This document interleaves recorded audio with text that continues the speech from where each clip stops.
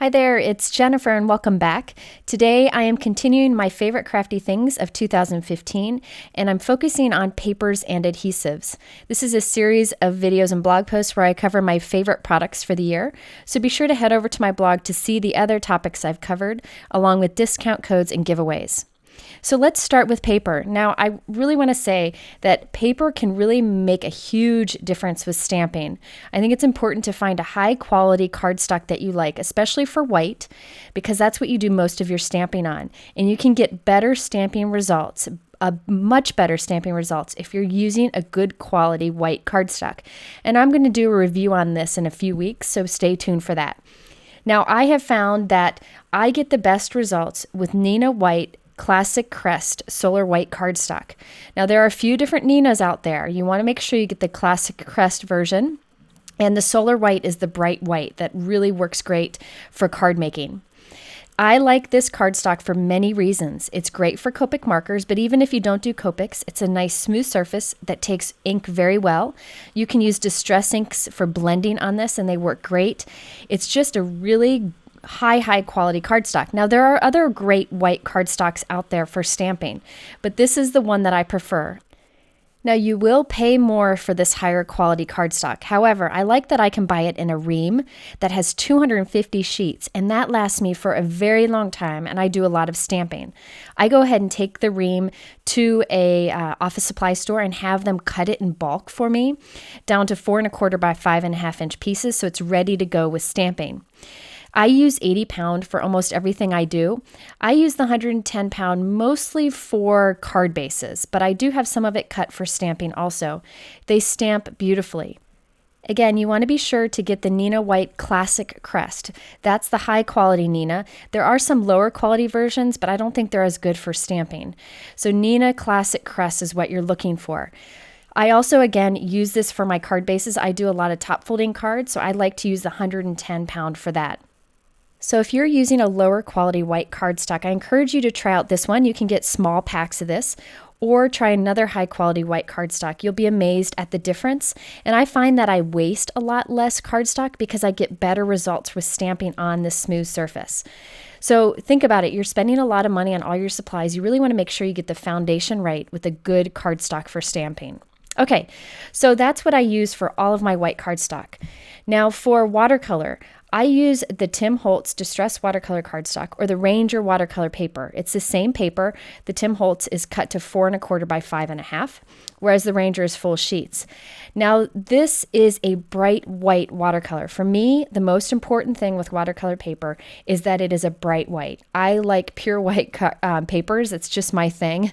Now, I like that this also has a smooth side and a textured side, so I can choose between them. Now, if you are a true artist and watercolor is really important to you, you might want to try different watercolor papers because there are better quality, I guess, watercolor papers as far as performance out there.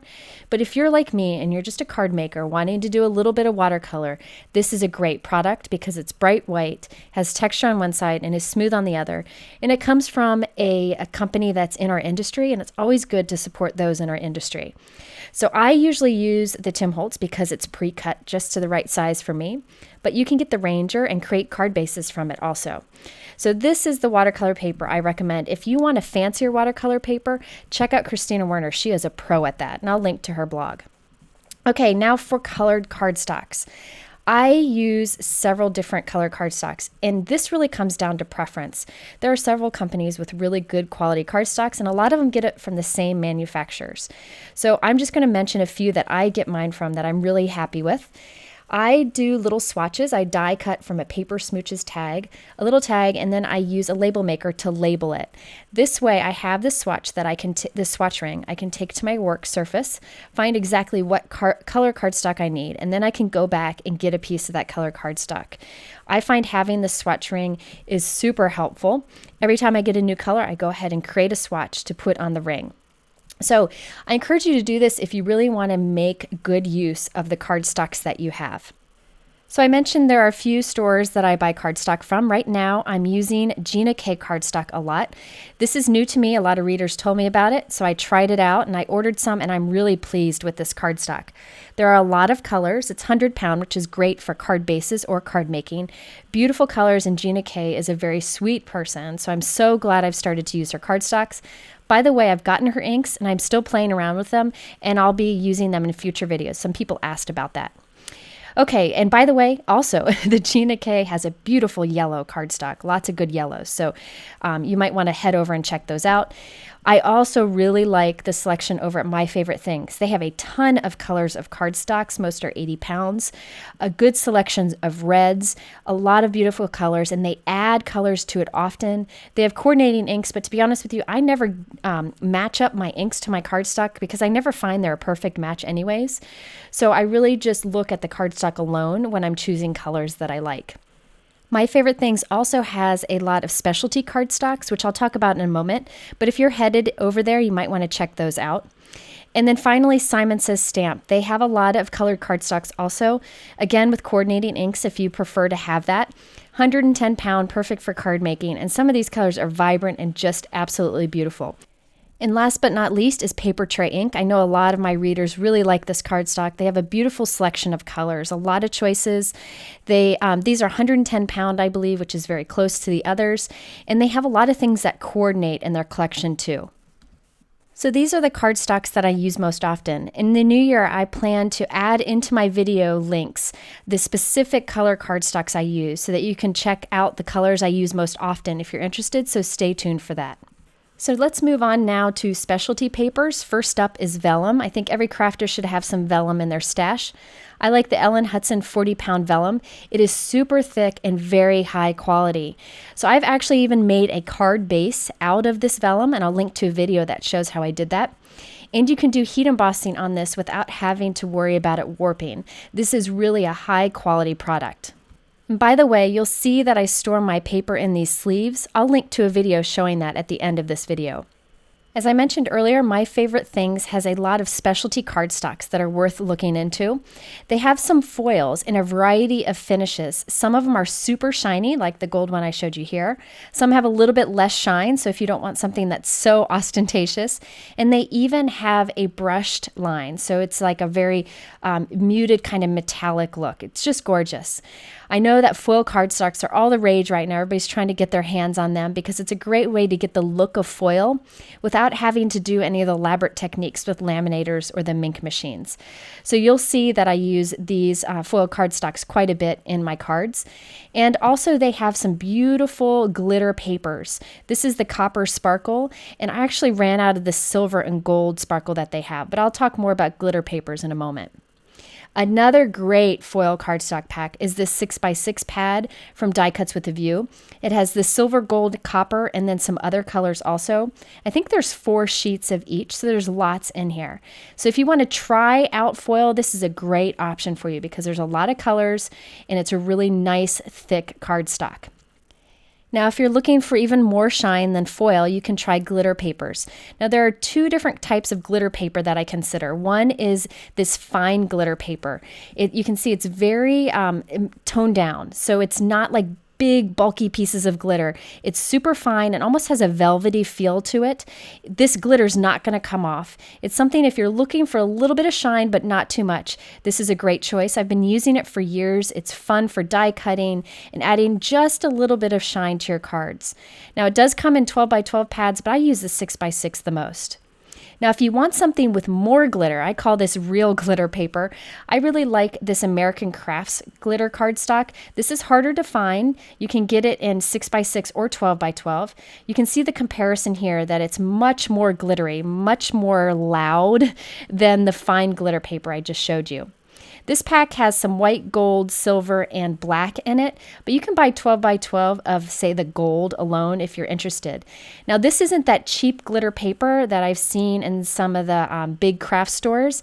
This is nice and soft and easy to work with and die cuts beautifully. Another specialty type paper that I like is the Judikins Embossable window plastic. I like to have acetate pieces that are thick and high quality that I can use for things like window cards and shaker cards.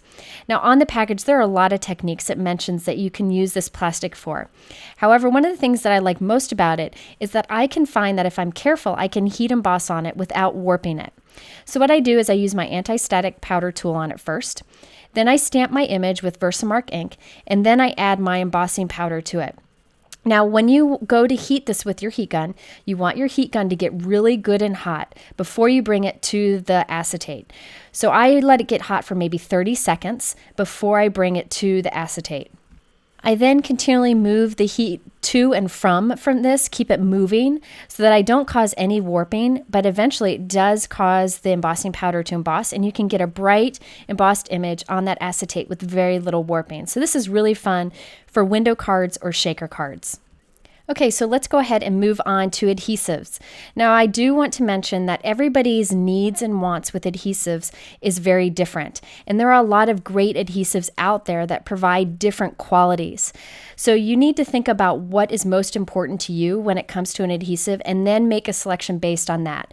It may not be the adhesive that I love or that other card makers love. You really have to pick this personally, but I just wanted to share what I like and the reasons I like it in case it helps you. I find myself most often reaching for the Tombow pink stamp runner for most of my card making. This is a dry adhesive. When you pull it along your paper, it puts down a bunch of tiny dots of dry adhesive that are removable, and I'll talk about that in a moment. So you can either pull it across your paper to put the adhesive down, or you can press the tip down onto the cardstock and put like a square area of those dots. I don't usually use it that way, but that is an option if you want to.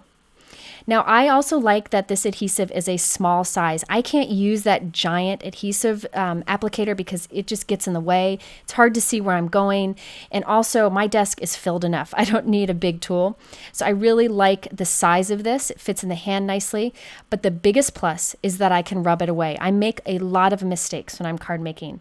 So if I get adhesive where I don't want it, I can change my mind, rub it away, and you will never know.